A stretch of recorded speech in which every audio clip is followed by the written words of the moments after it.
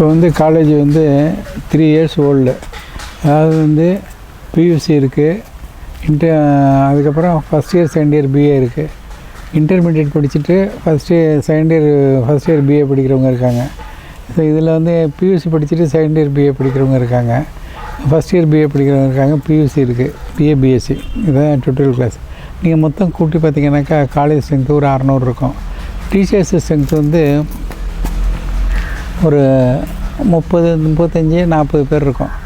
ஒரு முருகன் என்ன பண்ணார் அப்படின்னாக்கா, இந்த மொத்த ஸ்டூடெண்ட்ஸ் இருக்காங்க, டீச்சர்ஸ் இருக்காங்க பாருங்கள், ஒரு 30 டீச்சர்னு வச்சுங்க, 30 டீச்சரில் 50 டீச்சர்னு வச்சுங்களேன். இது வந்து ஸ்டூடெண்ட்ஸ் வந்து 600 ஸ்டூடெண்ட்ஸு.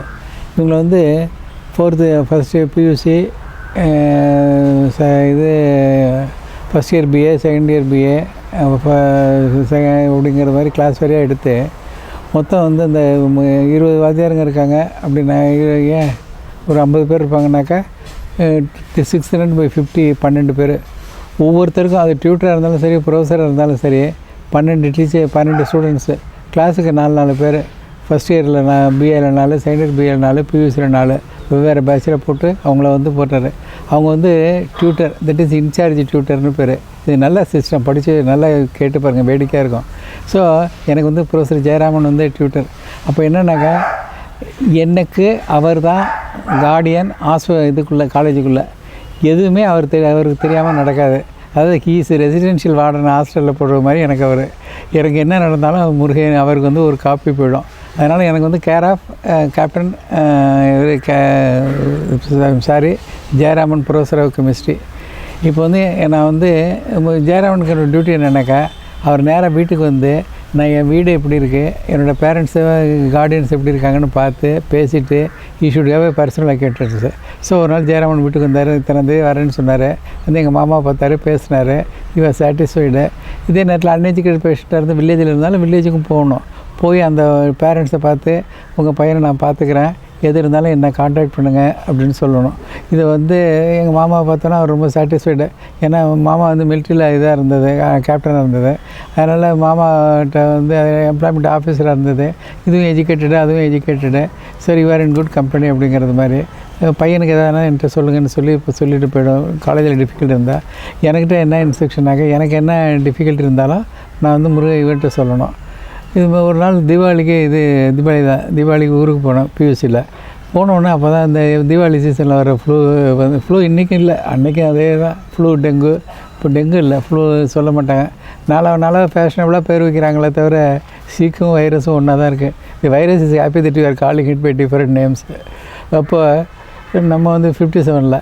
ஸோ நான் வந்து அப்போ மெடிக்கல் சர்டிஃபிகேட் வாங்கி அனுப்பணும். நான் மெடிக்கல் சர்டிஃபிகேட் வாங்கி பிரின்ஸ்பாலுக்கு அனுப்பிச்சிட்டேன். நான் பண்ண பெரிய தப்பு. பிரின்ஸ்பால் என்ன பண்ணார், என் சர்டிஃபிகேட்டை ஓப்பன் பண்ணோன்னே கேர் ஆஃப் ஜெயராமனை கூப்பிட்டு, வரதராஜன்ட்டு லீவ் லெட்டர் வந்திருக்கு, டூ யூ நோன்னு இருக்கார். எனக்கு தெரியாது. அது பெரிய அஃபென்ஸாக போச்சு ஜெயராமனுக்கு. How can he be sick without your knowing it? இது ஒரு பெரிய கொஸ்டின். ஸோ ஜெயராமன் உடனே என்ன பண்ணுறாரு, வீட்டில் போய் பார்த்துட்டு வந்துட்டார். உடனே அவர் வந்து வீட்டுக்கு வந்திருக்காரு. Checkup whether it is true or false. ஏன்னா என்ன போய் இன்டெகிரிட்டி பற்றி அவருக்கு அப்போ தெரியாது.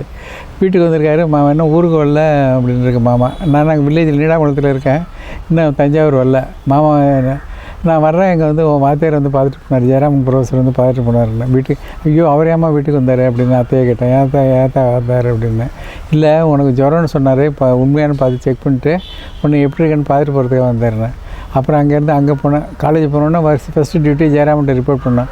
என்னப்பா இந்த மாதிரி பண்ணிட்டேன், நீ வந்து லீவ் லெட்டர் எனக்கெல்லாம் அனுப்பிச்சிருக்கணும், நான் செக்கப் பண்ணி ஃபார்வர்ட் பண்ணால் தான் பிரின்ஸிபால் பார்ப்பார், கிளாஸ் எடுத்தார்ல என்னோட டியூட்டர் சீக்காக இருக்கேன் நான். அதே மாதிரி the tutor must be present at all stages of your life throughout your college days. இது ஒரு பெரிய அது மாதிரி எனக்கு ஒரு செலெக்ஷன் மீட்டிங் ஒன்று நடந்துச்சு இந்த நேஷ்னல் பெஸ்ட் ஸ்டூடெண்ட் அவார்டுக்கு. ஸோ அப்போது வந்து பார்த்தாருனாக்கா அவருக்கு தெரியாமல் காலேஜில் எனக்கு எதுவும் நடக்கக்கூடாது, வீட்டில் எது நடந்தாலும் ஜெயராமன் மஸ்ட் பி ப்ரெசென்ட்டு. இது ரொம்ப ஈஸி. இந்த சிஸ்டத்தை வந்து நான் பின்னாடி வேறு மாதிரி ஃபாலோ பண்ணேன் மெடிக்கல் காலேஜில். I was still popular and I know the behaviour of the students வந்து டீச்சர்னு ஒரு தன்னோட ஸ்டூடெண்ட்ஸுக்கு ரொம்ப சிம்பிள். அவன் ஒருத்தன் குறைய சொல்ல வந்தான்னா உட்காந்து அந்த குறையெல்லாம் கேட்டுட்டு எப்படி அந்த பேஷண்ட்டுகிட்ட எல்லா குறையும் கேட்டுட்டு தப்பாக பண்ணாலும் ரைட்டாக பண்ணாலும் ஆப்ரேஷன் பண்ணிட்டாருனாக்கா பேஷண்ட் இஸ் சாட்டிஸ்ஃபைடு. அதேமாதிரி உங்கள் டயக்னோசிஸ் எப்படி இருந்தாலும் நீ hear the patient is happy. அதே மாதிரி நீங்கள் உங்களால் சாட்டில் பண்ண முடியலையோ ப்ராப்ளத்தை ஃபுல்லாக கேட்டுட்டிங்கன்னா students are happy. Teachers do not spend much time in hear listening to the students.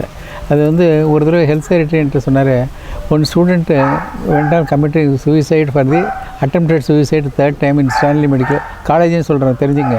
Stanley medical college health செக்ரட்டரின்ட்டு சொன்னது. இவர் போய் ஏம்மா இப்படி என்கிட்ட அடிக்கடி பண்ணிக்கிறேன் அப்படின்னு கேட்டதுக்கு என்ன கஷ்டமாக உனக்குன்னு ஹெல்த் செக்ரட்டரி கேட்டான். ஹெல்த் செக்ரட்டரி அப்போ இருந்த சிட்டிங் ஹெல்த் செக்ரட்டரி. அந்த ஹெல்த் செக்ரட்டரி வந்து சொன்னிச்சா, சார் இந்த கேள்வி இது வரைக்கும் என்கிட்ட யாருமே கேட்டதில்லை சார்னு.